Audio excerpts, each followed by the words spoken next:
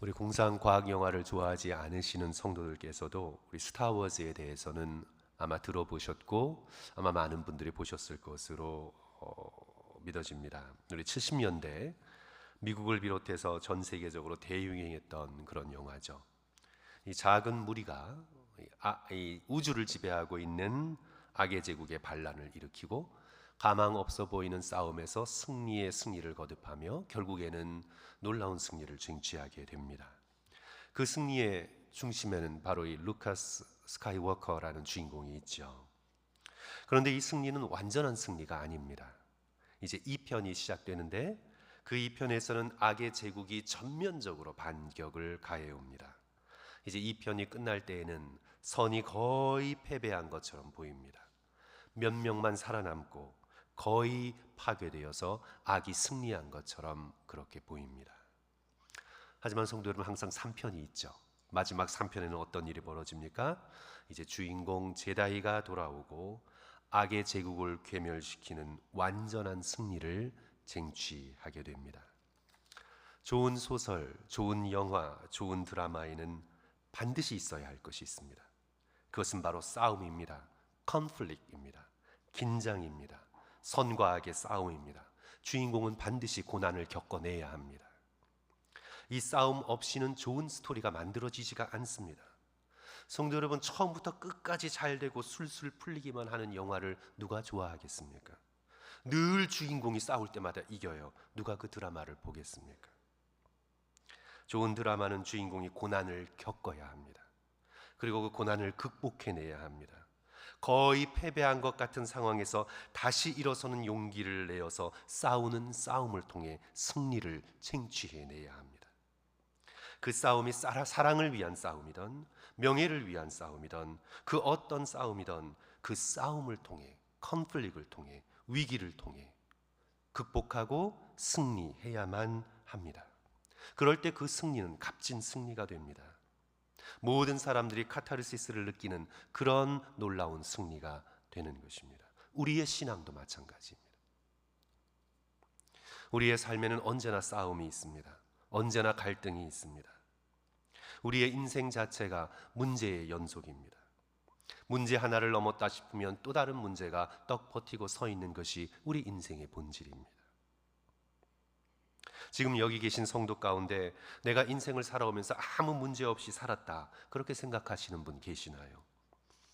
우리의 삶 자체가 경제적인 문제, 건강의 문제, 가족들의 문제, 관계의 문제, 그 문제 속에서 싸우고 버텨내면서 우리는 살아가고 있는 것입니다. 오늘 본문의 느헤미야도 마찬가지입니다.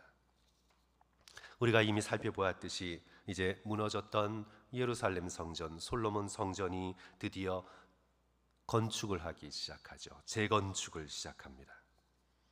페르시아 황제의 허락을 받고 처음에는 아무 문제 없이 순조롭게 모든 일이 잘 풀려가는 것처럼 보였지만 이제 에스라 4장을 보시면 극심한 반대에 부딪힙니다. 그 반대는 외부에서 오는 것일 뿐만 아니라 내부에서도 만들어졌습니다. 그 반대에 부딪혀가며 결국에는 어떻게 됩니까? 스룹바벨 성전이 완공이 됩니다.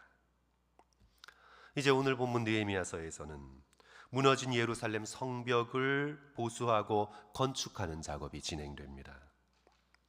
무너진 성벽에서 백성들이 산다는 것은 그 민족의 수치입니다.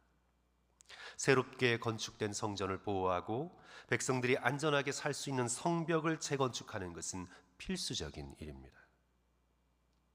그러나 이 일이 순조롭게 아무 반대 없이 술술 잘 풀려가나요? 그렇지 않죠. 어제 본문에서 산발락과 도비아가 사람들을 선동하고 주변의 아랍 사람, 암몬 사람, 아스돗 사람들을 모아 예루살렘 성벽이 재건되지 못하도록 연합하여 방해를 합니다. 8절 말씀이죠. 다 함께 꾀하기를 예루살렘으로 가서 치고 그것을 요란하게 하자 하기로. 그렇게 문제를 일으키고 소동을 일으키고 겁을 주면 저들이 실망하여 뒤로 물러나 성벽 재건을 중단할 것이라. 그들은 그렇게 계산했던 것입니다. 이에 대해 백성들의 지도자 느헤미야는 어떤 선택을 해나가나요? 우리가 반대에 직면하고 어려움에 직면할 때 우리가 먼저 명심해야 될 것은 절대로 낙심하지 않는 것입니다. 사단이 우리를 공격하는 이유는 믿음의 백성이 일단 낭망하도록, 일단 실망하도록, 그 손에 힘이 빠져 아무것도 하지 못하도록 만드는 데 있습니다. 10절 보시면 유다 사람들은 이르기를 흙무더기가 아직도 많거늘 짐을 나르는 자의 힘이 다 빠졌으니 우리가 성을 건축하지 못하리라. 우리가 못할 것이다. 우리는 할 수 없다. 실망하고 낭망하여 힘이 빠지게 됩니다. 이런 상황 가운데 믿음의 백성이 기억해야 할 두 가지 중요한 사실은 바로 용기와 지혜를 간구하고 용기를 내고 지혜를 발휘하는 것에 있음을 오늘 본문 말씀이 우리에게 증거하고 있죠. 첫째로 오늘 본문 말씀에서 우리는 싸우려는 용기를 내는 백성들의 모습에서 큰 도전과 감명을 받습니다. 이제 유다 백성들은 느헤미야의 지도 아래에서 일하면서 싸울 준비를 합니다. 싸울 준비를 하면서 또 일을 합니다. 이 두 가지를 같이 합니다. 16절 말씀 보시면 그때로부터 내수와 사람들의 절반은 일하고 절반은 갑옷을 입고 창과 방패와 활을 가졌고 민장은 유다 온 족속의 뒤에 있으며, 일하면서도 싸울 준비를 하는 거죠. 우리의 인생의 갈등과 어려움과 고난이 들이닥칠 때 우리는 왜 또 일어나 하며 실망할 것이 아니라 인생의 갈등과 위기와 어려움은 항상 있는 것이다. 오히려 없는 것이 이상한 것이다. 그래, 그것들이 닥쳤을 때 이제 내가 또 다른 싸움을 해야겠구나. 늘 싸우려는 용기, 늘 싸우려는 마음의 영혼의 준비, 그것들이 우리 믿음의 백성 가운데 있어야 하는 것입니다. 17절과 18절 보면 놀랍죠. 성을 건축하는 자와 짐을 나르는 자는 다 각각 한 손으로 일을 하며 한 손에는 병기를 잡았는데 건축하는 자는 각각 허리에 칼을 차고 건축하며 나팔 부는 자는 내 곁에 섰었느니라. 싸울 준비를 하며 무기를 들며 일을 하고 있는 모습을 보게 됩니다. 성도 여러분, 오늘 우리는 이 세상을 살아가면서 얼마나 우리를 유혹하고 겁주는 사탄과 세상과 정욕을 향해 싸울 준비를 하면서 우리는 일하고 있는지 우리 자신의 마음의 상태를 점검해 보아야 되겠습니다. 인생의 위기 앞에서 낭망하고 도망치려고 하기보다 이제 싸워야겠구나, 또 다른 싸움을 믿음으로 해나가야 되겠구나. 늘 믿음의 백성에게 걱정거리를 안겨다주는 악한 세력과 싸울 준비를 우리는 얼마나 해나가고 있는지 우리 자신을 향해 스스로 물어보아야 하겠습니다. 우리 에베소서 6장 10절과 11절 우리 슬라이드 참조하셔서 성도 여러분 다 같이 한 목소리로 읽었으면 좋겠습니다. 끝으로 시작. 끝으로 너희가 주 안에서와 그의 힘의 능력으로 강건하여지고 마귀의 관계를 능히 대적하기 위하여 어떻게 해요? 하나님의 전신갑주를 입으라. 하나님의 전신갑주를 입으라. 이 세상을 살아가면서 언제나 영적으로 싸울 준비를 하면서 전신갑주를 입으라. 오늘 유다 백성들처럼 성을 건축하면서 싸울 준비를 하며 허리에 칼을 차고 진리의 허리띠를 띠고 믿음의 방패를 가지고 구원의 투구를 쓰고 성령의 검 하나님의 말씀을 가지고 싸울 준비를 언제나 해나가라. 오늘날 믿음의 백성들을 볼 때 믿음의 싸움을 싸우려는 사람이 너무 적은 것을 깨닫게 됩니다. 저 자신도 마찬가지고요. 우리 모두가 다시 정신을 차리고 우리의 약함을 핑계대는 것에서 벗어나서 어려움이 닥치면 금세 낭망하고 뒤로 물쓸 생각만 하는 것이 아니라 항복할 준비만 하는 것이 아니라 문제가 닥치면 이제 믿음으로 금식을 선포하고 하나님 앞에 나아가 간절한 기도를 배워나가고 성도들께 기도를 부탁하고 말씀을 읽고 꿇어 엎드리며 이 어려움을 믿음으로 능히 극복할 수 있다는 더 강해지는 계기로 삼는 저와 여러분 되시기를 주님의 이름으로 간절히 축원합니다. 그의 철학 자체는 문제가 엄청나게 많습니다. 하지만 그의 용기는 우리는 본받아야 합니다. 하나님을 믿지 않는 자도 이런 용기를 가지고 있다면 우리는 하나님을 믿는데 더 큰 용기를 가져야 합니다. 우리 니체의 유명한 말이죠. 나를 죽이지 않는 모든 것은 나를 더 강하게 만든다. 놀라운 고백입니다. 나를 죽이지 않는 것은 나를 더 강하게 만든다. 어려움이 닥치면 닥칠수록 나는 더 강해진다는 용기이지요. 우리의 용기의 근원은 바로 하나님이십니다. 나 자신의 능력이나 결심이나 자기 확신이 아닌 하나님께서 우리의 용기의 근원이 되십니다. 우리 20절 보시면 너희는 어디서든지 나팔 소리를 듣거든 그리로 모여서 우리에게로 나와 우리 하나님이 우리를 위하여 싸우시리라. 우리 하나님이 우리를 위하여 싸우시리라. 나팔 소리를 듣거든 너희는 모여서 우리에게로 나오라. 왜냐하면 우리 하나님이 우리를 위하여 싸우시리라. 우리의 욕심의 싸움, 자기 중심의 싸움이 아니라 하나님 백성이 하나님 백성답게 살기 위한 거룩한 싸움, 그 싸움을 믿음을 가지고 해나가라고 우리에게 요청하고 있습니다. 우리 뛰어난 리더인 윈스턴 처칠의 좌우명이죠. Never back down from a crisis. 위기가 닥쳤을 때 절대로 물러서지 마라. back down, 뒤로 물러서지 마라. 도망치지 마라. 도망치면 위기는 2배가 되고 반대로 단호하게 맞서겠다고 결단하면 위기는 반감이 된다.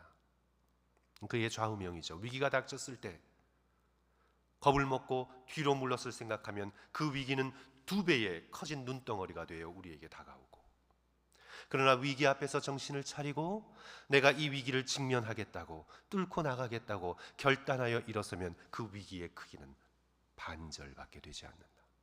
Never back down from a crisis. 이것은 우리의 인생의 위기, 신앙의 위기, 영적인 위기에도 적용되는 말입니다. 그래서 사랑하는 성도 여러분, 우리의 삶 속에 여러 가지 도전이 있죠. 건강의 도전 또는 경제적인 일, 관계에서의 어려움. 도망갈 생각하지 말고 주의 말씀을 붙들고 하나님 앞에 나가 회개해야 할 것은 회개하고 다시 영적인 부지런함을 회복하면서 믿음의 싸움을 싸울 수 있는 저와 여러분 되시기를 주님의 이름으로 간절히 축원합니다. 둘째로 오늘 이 말씀은 또한 위기 앞에서 하나님께 지혜를 달라고, 용기뿐만이 아니라 주님 제게 지혜를 허락해 주시옵소서 간구하면서 지혜롭게 계획하고 행동해야 할 것을 보여주고 있습니다. 지혜가 없는 용기는 무모하죠. 만용입니다. 오늘 본문에서 느헤미야는 유다 백성들을 얼마나 지혜롭게 돌보고 조직하고 훈련하고 있는지를 보게 됩니다. 백성의 반은 일하고 반은 칼을 차고 지키고 순번을 바꾸어서 또 그렇게 합니다. 일만 하고 있으면 적이 쳐들어올 때 대처할 수 없습니다. 다 칼만 차고 있으면 성을 중건하는 일을 하지 못하게 됩니다. 그래야 일하면서 싸우고 싸울 준비를 하면서도 일하는 그런 지혜를 발휘하고 있는 것을 이 말씀 가운데서 보게 되죠.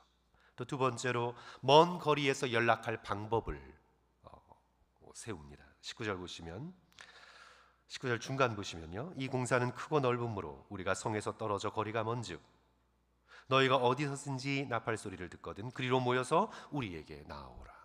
성이 크니까 서로 연결이 되지 않습니다. 인터넷이 있는 것도 아니고 핸드폰이 있는 것도 아니고, 그러니까 멀리 떨어져 있는 우리가 어떻게 서로 연결을 할 것인가? 나팔 소리가 들리거든 나팔 소리가 들리는 곳으로 모여서 함께 싸울 것이라.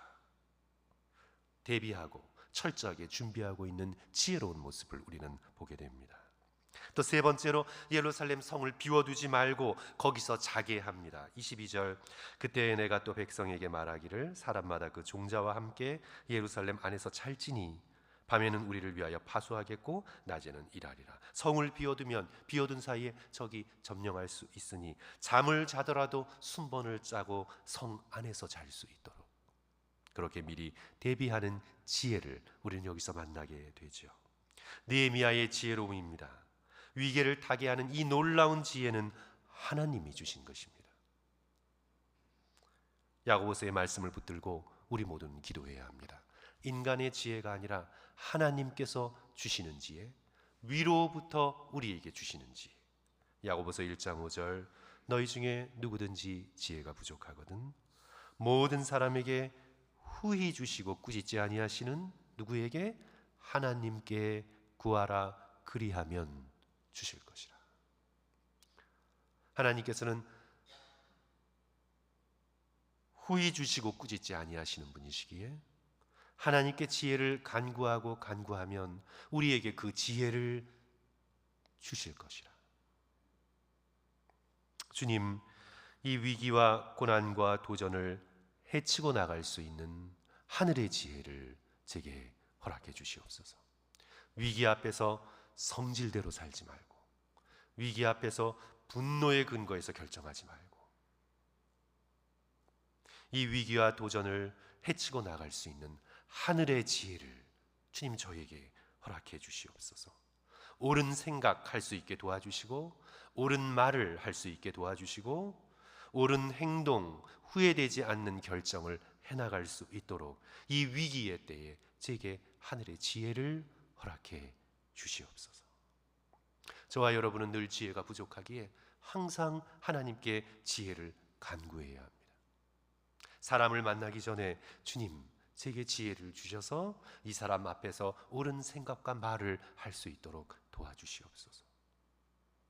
하나님께 지혜를 구할 때 하나님께서는 반드시 그 길을 보여주시고 우리에게 놀라운 지혜를 풍성하게 허락해 주실 줄 믿습니다. 오늘 말씀의 결론을 내립니다. 성도 여러분, 느헤미야의 결론이 어떻게 납니까? 우리가 오늘 결론 부분을 다루고 있지는 않지만 느헤미야의 마지막 장 12장 27절 보시면 예루살렘 성벽을 어떻게 해요? 봉헌하게 되니, 하나님 앞에 예루살렘 성벽을 다 중수하고 건축하고 봉헌하게 됩니다. 각처에서 레위 사람들을 찾아 예루살렘으로 데려다가 감사하며 노래하며 세금을 치며 비파와 수금을 타며 즐거이 봉헌식을 행하려 하며 성벽이 그 반대와 그 소란에도 불구하고 중건이 되었습니다.